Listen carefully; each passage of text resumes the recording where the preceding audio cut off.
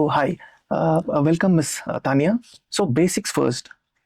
When it comes to marriage in India, what are the various laws that are governing marriage and relationships, be it the Hindu Marriage Act or the laws to do with Christianity, Islam, and Parsi law, so on and so forth? If you could explain this in layman terms, that will be helpful. So, to begin with, every religion in India has its own personal law that deals with divorce, deals with succession also, and deals with, of course, the recognition of marriage, and the procedures and everything. Islam, we'll start there because Islam is slightly different from all the other religions. Because in Islam, marriage is considered to be a contract. So in that way, it is different. They enter into a contract. It's a contract between two people, and it'll have certain terms. And even when the marriage breaks up, it is like a contract coming to an end. Right? But when you look at all the other religions, that is Hinduism, you look at Christianity, Parsis, Judaism, whatever, the concept of marriage itself is a sacrament. It is something which is sacred.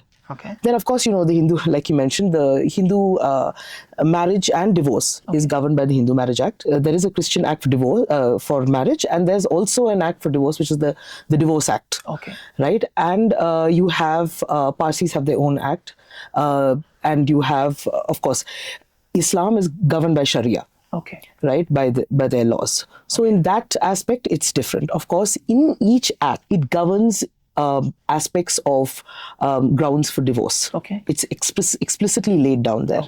Also, some aspects of custody of children, some aspects of maintenance, and also of alimony when a marriage comes to an end. So each act governs it, and it's pretty comprehensive for each religion. So in terms of Hindu Marriage Act, what are the grounds for divorce? Most commonly used grounds, in the sense the ones that we use for divorces are cruelty, which is a very wide umbrella, including emotional, mental, physical cruelty. It could be any of those.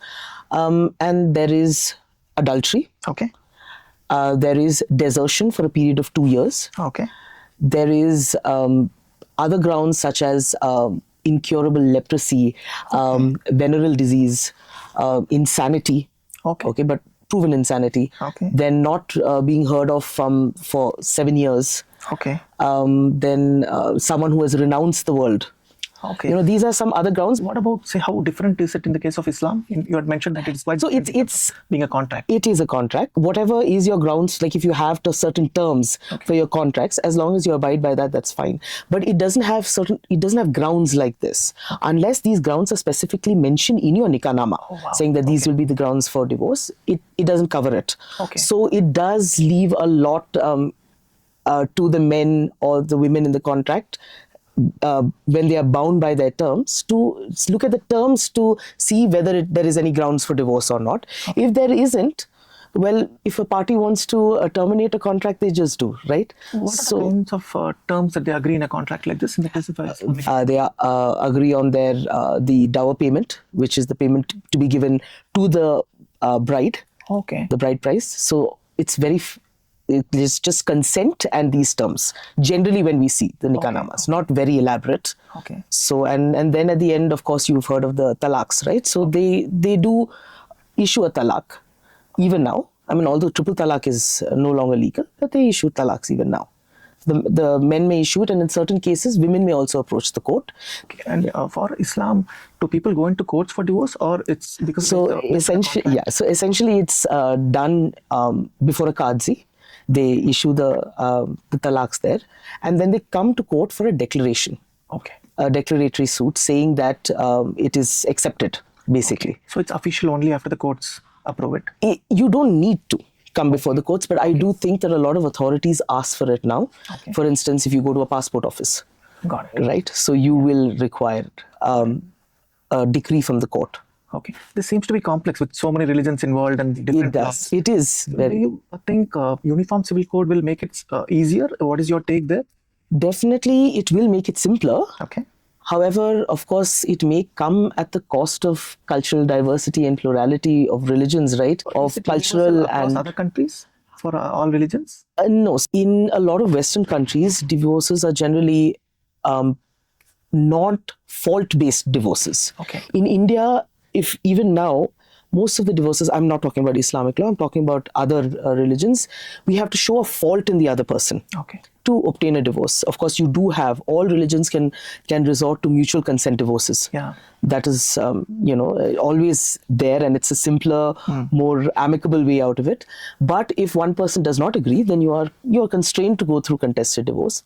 The Western world, it's not a fault-based divorce. It's not a fault-based divorce. So if someone asks for divorce, then basically you are only agreeing to the terms, and you're only negotiating on those. Okay. So you're not really going into whether you don't have to prove that the other person is at fault to get your divorce. Here, for instance, you have to prove someone has been cruel to you, or there has been adultery or desertion, like I mentioned ahead before, to show or to get a divorce. Got it. Right. And why is prenup not legal in India? Like I said before, marriage is a sacrament.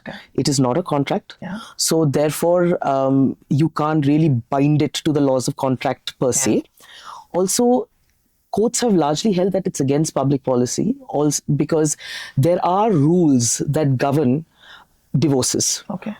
And all aspects of divorces, for instance, alimony, child custody, maintenance, all that is covered. So you can't actually make a contract that goes against those provisions which have already been laid down by the legislature. Okay. Right? You cannot go to court with a prenuptial agreement and say, enforce this, as of now. Okay. Things may change in the future if the legislature so thinks to, bring in a rule like that, but you can't do it as of now. Got it. Based on your experience and whatever you have seen in the courts, who files more divorces or who initiates divorce these days? It's equal. Okay. You see as many women now as men. Earlier, of course, women would not have the resources to go to court, or also they are more worried about how they appear in society and social stigma. But now you see that it's equal. We see both men. That we can pick up from this is that women are more empowered these days, and that's what they're coming out. Yes, they are, and it does give them a channel to not stay in bad relationships. And to take the way out. Okay. Ms. Tanya, you had mentioned about a couple of reasons like cruelty and so on and so forth. What are the top 5 reasons that you think are the reasons for divorce in our country based on your experience? Basically, from the women's point of view, what is it that women want that they're not getting it from a relationship that they would want to part ways? If you can go from reasons 5 to 1. Yeah. So when I have to see the top 5 reasons, I would definitely have to put cruelty and harassment right there at number 1. Dowry harassment is still very prevalent. Okay. I also see harassment which is physical, emotional, of various kinds. Okay. That would still be the top reason for women to go for divorce. Getting to your mother-in-law has historically been a reason, and it's still quite a reason. I find it's a repetitive reason. They're not being able to adjust now to a joint setup. Okay. Of course, now women are more empowered. Okay. So a lot of them marry for companionship. When they don't get that companionship, they don't find a reason to stay beyond a point, especially if they coupled with, if you have some kind of cruelty as well, they don't find the reason to, you stay.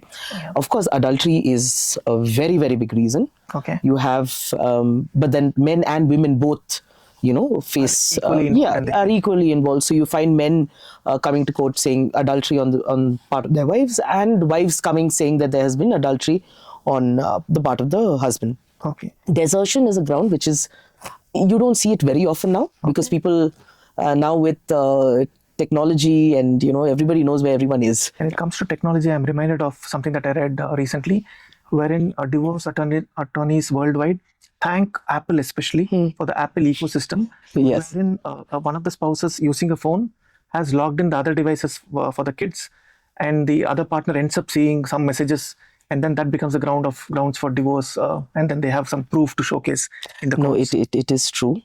You can track, in fact, using a lot of the software that we have now on our phones. You can track where people are going. Sometimes you can see their chats. So it has become easier, I should say, for all of us to get solid evidence. You had mentioned about dowry being still prevalent. Yes. Is it urban India, rural, across? Across.